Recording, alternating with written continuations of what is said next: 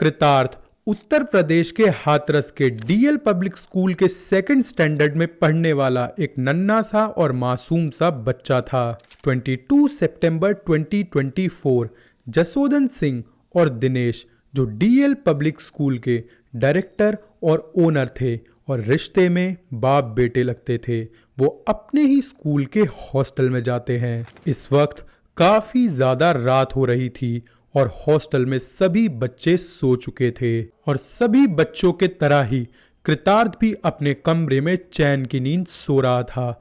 और इसी वक्त ये दोनों कृतार्थ के कमरे में पहुंचते हैं। मासूम सी जान कृतार्थ को इस बात का बिल्कुल भी अंदाजा नहीं था कि आज उसके साथ क्या होने वाला है।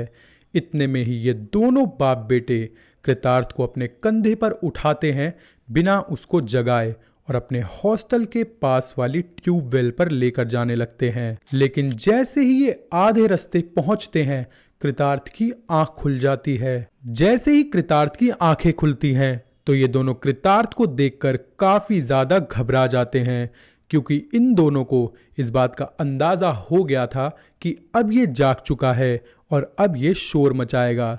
तो अगर ऐसे में हम इसको ट्यूबवेल लेकर गए तो ये रास्ते में शोर मचाकर सभी को इकट्ठा कर लेगा, जिसके बाद सभी को हमारे इंटेंशंस के बारे में पता चल जाएगा।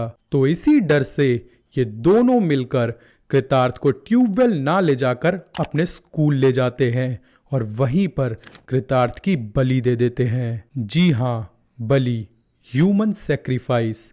एक छोटे से सेकंड क्लास के बच्चे की बलि दी गई थी और दी किसने थी?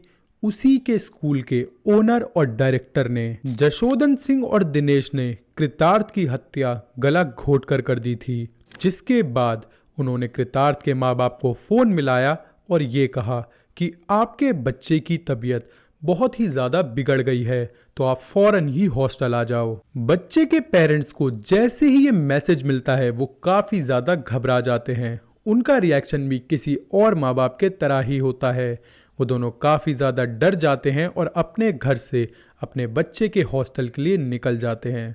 वो कैसे कैसे करके अपने बच्चे के हॉस्टल पहुंचने की कोशिश कर रहे थे कि तभी बीच रास्ते में उनको एक फ़ोन कॉल रिसीव होता है। ये फ़ोन कॉल था दिनेश का, जो बच्चे के माँ बाप को ये बोल रहा था कि आपके बच्चे की तबीयत काफ़ी ज़्यादा बिगड़ गई है और उसको यहाँ पर अच्छा इलाज प्रोवाइड नहीं हो पाएगा। तो इसी वजह से हम आपके बेटे को सदाबाद लेकर जा रहे हैं, जहाँ पर उसका इलाज और एफिशिएंटली हो पाएगा। तो आप भी सदाबाद ही आ जाइए। ये बात सुनते ही पेरेंट्स तुरंत अपनी गाड़ी सदाबाद के लिए घुमा लेते हैं और रास्ता तय करने लगते हैं कि तभी रास्ते के बीचों बीच उनको गाड़ी दिखती है अपने बच्चे के स्कूल ओनर की और डायरेक्टर की, जिसे देखकर उनको लगता है कि शायद इसी गाड़ी में कृतार्थ भी होगा। तो वो उस गाड़ी के पीछे जाकर तेज तेज हॉर्न बजाने लगते हैं और बार बार लाइट्स फिकर करने लगते हैं, लेकिन गाड़ी रुकने का नाम ही नहीं ले रही थी। ये चीज कृतार्थ के माँ बाप को काफी ज्यादा अजीब लगती है। वो हर एक मुमकिन कोशिश कर रहे थे गाड़ी को रुकवाने की। वो बार बार दिनेश को कॉल भी कर रहे थे, लेकिन दिनेश कॉल पिक नहीं कर रहा था।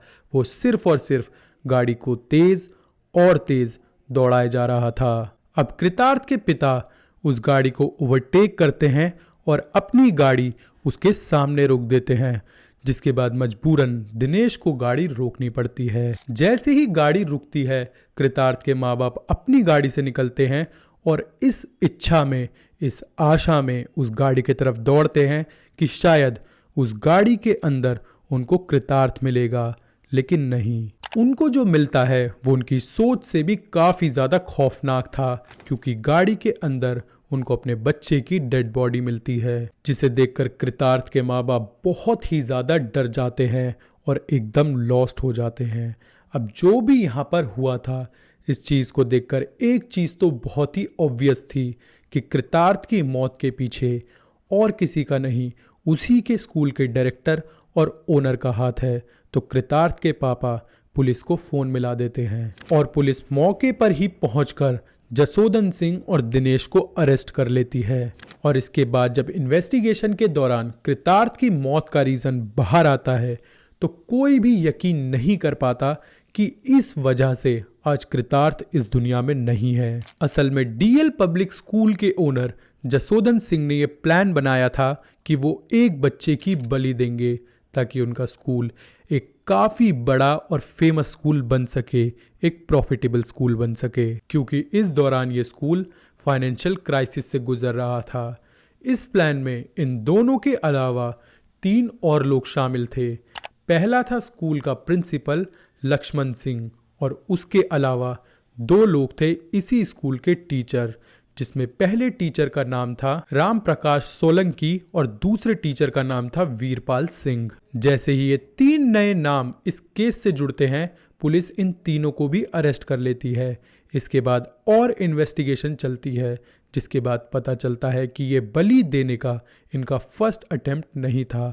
इससे पहले ये इसी सेम चीज़ को पहले भी कर चुके थे, यानी कि इन्होंने पहले भी एक बच्चे की बलि देने की कोशिश की थी और ये तारीख थी 6 सितंबर 2024।